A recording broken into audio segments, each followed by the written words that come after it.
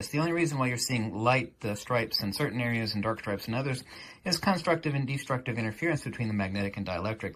Now, I'll explain this in other videos, and I have in the past, but also in my book. You see these little bright spots right here? There's little tiny bright spots along the lines of intersection. You see those here? Let me actually zoom in a little better. You see these little bright spots right here and here and here? You notice they occur at lines of intersection, right? Let me actually...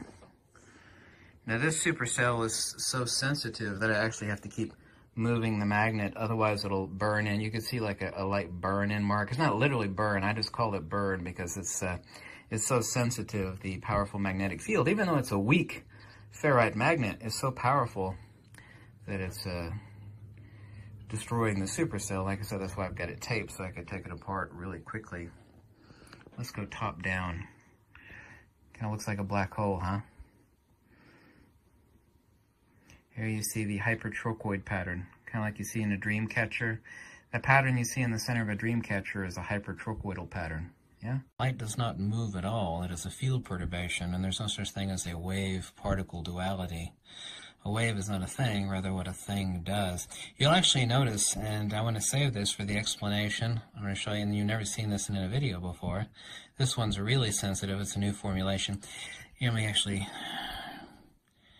show you here, I'm able to point it out. You'll actually see bright little spots at the intersection points, like little stars or little gems on a necklace. Let me move this around. You see I've already got a burn mark here, and this is a really weak magnet, a really weak one, but I'm still able to get the effect. Let me actually do some focusing here. Focusing, but you see these little bright spots right over here, like diamonds on a necklace. I'll actually explain that later. But what you're seeing is constructive and destructive interference from the reciprocating precessional hyperboloid. Well, the reason I say reciprocating, and of course most people of course know the definition of reciprocating, you look it up if you don't know, kind of like pistons reciprocate in an engine, is that we actually have something called Larmor frequency or geomagnetic precession. We actually have expanding and contracting loops that define magnetism. Magnetism, of course, is centrifugal, it is divergent, it is denotatively and connotatively force and motion.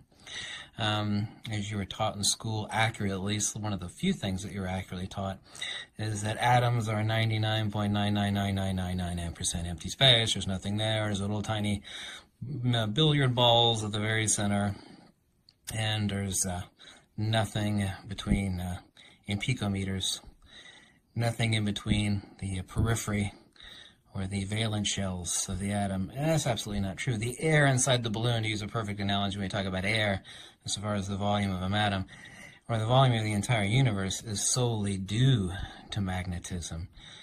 We actually have, this is the conjugate reality of the universe. It's irreducible in our galaxy, every galaxy, the entire universe, both seen and unseen. We have force and motion, inertia and acceleration. Everything's capacitance, resistance, permeability, and permittivity, magnetic permeability and dielectric permittivity.